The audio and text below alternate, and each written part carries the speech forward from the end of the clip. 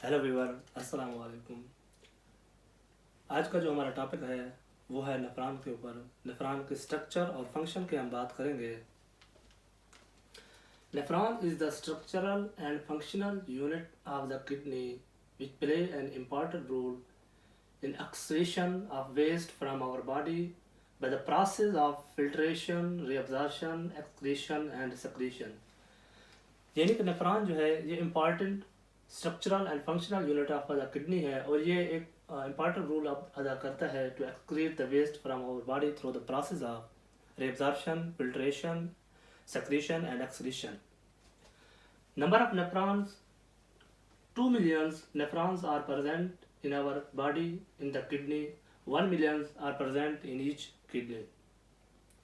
Number of collecting duct is smaller than the number of nephrons because क्योंकि nephrons जो होते हैं many many nephrons मिल के drain होते हैं इनटू द कलेक्टिंग डक्ट, यानी बहुत से नेफ्रॉन्स एक कलेक्टिंग डक्ट के अंदर ड्रेन हो जाते हैं। इसलिए हम कहते हैं या इसलिए ये जो नंबर ऑफ कलेक्टिंग डक्ट हैं स्मॉलर होती हैं, लेस होती हैं। Number of collecting duct are less than the number of nephrons. Nephrons की लेंथ 35 to 55 मिलीमीटर, इसकी जो लेंथ होती है वो 35 से 55 मिलीमीटर होती है। नेफ्रॉन्स को हम दो पार्ट्स में डिवाइड करते हैं, एक को हम कहते हैं रीनल कॉर्पसल और दूसरे को हम कहते हैं रीनल ट्यूब्यूल। रीनल कॉर्पसल के अंदर हमारे पास जो आता है ग्लोमेरुलस बूबमैन कैप्सूल या ग्लोमेरुलस कैप्सूल। ये जो एरिया है इसे हम कहते हैं ग्लोमेरुलस और इस एरिया को हम कहते हैं बूबमैन कैप्सूल। उसके बाद हमारे पास आ जाता है रीनल ट्यूब्यूल। रीनल ट्यूब्यूल के अंदर 3 पार्ट्स होते हैं। नेफ्रॉन्स के 3 पार्ट्स आते हैं, एक proximal convoluted tubule, loop of Henle, distal convoluted tubule. ये जो पार्ट है proximal convoluted tubule, loop of Henle, ये सारा जो है लूप ऑफ हेनले और ये डिस्टल कन्वोल्यूटेड ट्यूब्यूल, ये आता है tubular portion of the nephrons. और ये distal convoluted tubule then drain into the collecting ducts. Nephrons are divided into 2 types, short nephrons and juxtaglomerular nephrons। Short nephrons makes the 80% of the total nephrons of our body which are present in the kidney। Short nephrons are present in the cortical area of the kidney। जो kidney का cortical area होता है short nephrons उसमें पाए जाते हैं। Short इनको इसलिए कहते हैं क्योंकि ये लेंथ में shorter होते हैं than the juxtaglomerular nephrons। Juxtaglomerular nephrons make the 20% of the total number of nephrons। Juxtaglomerular nephrons are larger than the renal cortical nephrons। Juxtaglomerular nephron हम इनको इसलिए कहते हैं क्योंकि ये बिटवीन द होते हैं कॉर्टेक्स एंड मेडुला, यानी जक्स्टा का मतलब होता है बिटवीन। ये कॉर्टेक्स और मेडुला के दरमियान प्रेजेंट होते हैं, इसलिए हम इनको कहते हैं जक्स्टा मेडुलरी नेफ्रॉन्स। अब हम बात करते हैं फिजियोलॉजी की, फिजियोलॉजी ऑफ नेफ्रॉन्स यानी फंक्शंस ऑफ नेफ्रॉन्स।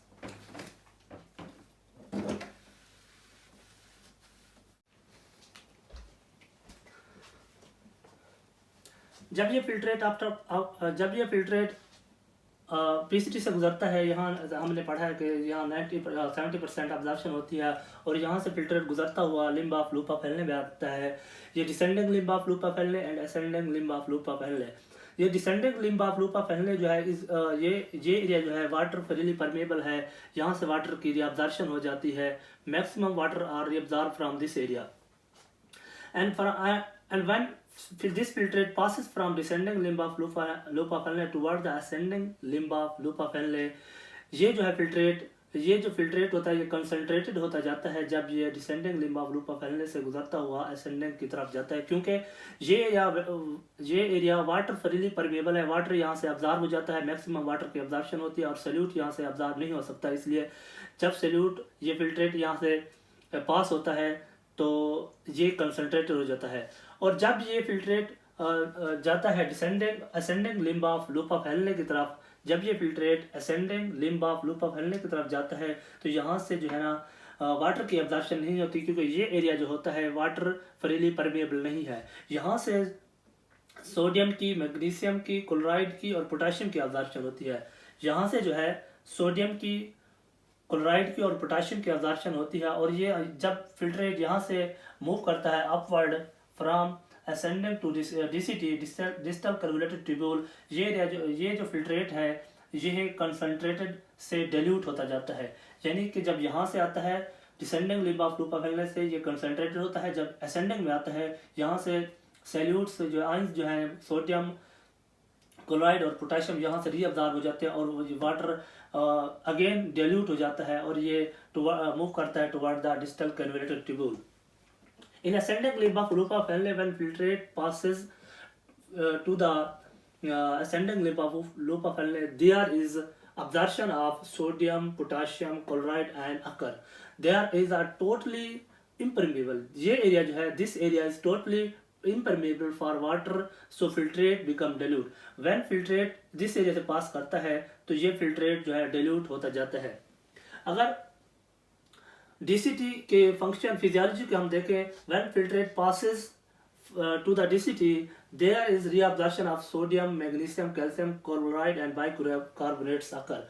इस एरिया के अंदर जो अब्जॉर्प्शन होती है वो हमारे पास होती है सोडियम, मैग्नीशियम, कैल्शियम, क्लोराइड और कार्बोनेट्स की फिल्ट्रेशन होती है।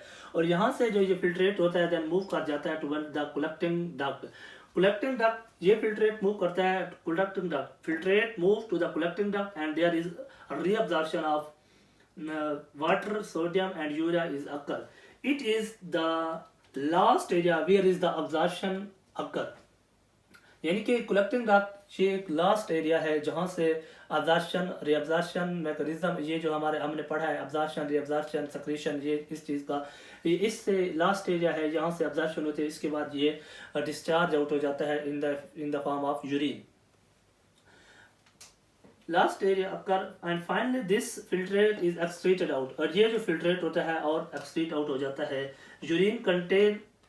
और ये जो यूरिन होता है ये तकरीबन 95% इसके अंदर वाटर होता है, और इसके अंदर मेटाबॉलिक वेस्ट होते हैं, आयंस होते हैं, लिटिल बिट थोड़ी मकदार में जो है ना आरबीसीज और डब्ल्यूबीसीज भी होते हैं, और इसके अंदर नाइट्रोजनस वेस्ट भी प्रेजेंट होता है। ये थी हमारे पास फिजियोलॉजी ऑफ नेफ्रॉन। हमने देखा कि जब blood move करता है from afferent arteriole into the efferent arteriole, there is created a hydrostatic pressure and osmotic pressure. Due to this difference, filtrate substance are moved to the bulbar capsule, which is called filtrate. When filtrate this filtrate move to the PCT, there is the maximum absorption. 2/3 absorption occur in this part. About 70 to 80% absorption of the filtrate occur in the proximal convoluted tubule. जब ये filtrate move करता है to the descending limb of Lopa falli, there is water. This area is water permeable, so that is why there is the absorption of water occur and solute become concentrated. ये जो filtrate होता है concentrated होता जाता है, और जब ये move करता है ascending limb of Lopa falli में ये solute dilute होता जाता है। क्यों? क्योंकि यहाँ से सोडियम, क्लोराइड और पोटाशियम की absorption हो रही है, इसलिए ये इससे जो फिल्ट्रेट इस एरिया से पास करता है वो अगेन डाइल्यूट होता जाता है। और जब ये फिल्ट्रेट पास करता है टू द डीसीटी के अंदर ये यहाँ से सोडियम, मैग्नीशियम, कैल्शियम, क्लोराइड और बाइकार्बोनेट आयंस की अब्जॉर्प्शन होती है and finally it reaches to the collecting duct. और ये कलेक्टिंग डक्ट ये एक लास्ट एरिया है जहाँ से अब्जॉर्प्शन वगैरह होती है, और ये डिपेंडेंट है एडीएच और ये डिपेंडेंट है एंटी डाययूरेटिक हार्मोन्स। अगर हम देखें तो in the PCT there is excretion, यानी कि हमारी सर्कुलेटरी सिस्टम से, सर्कुलेटरी ब्लड से जो एक्सक्रीशन होती है केराटिनिन और ड्रग्स इनटू द ल्यूमेन, ताकि ये हमारी बॉडी से डिस्चार्ज आउट हो सके। और इन द डीसीटी जो एक्सक्रीशन होती है वो हाइड्रोजन एंड पोटेशियम आयंस की एक्सक्रीशन होती है।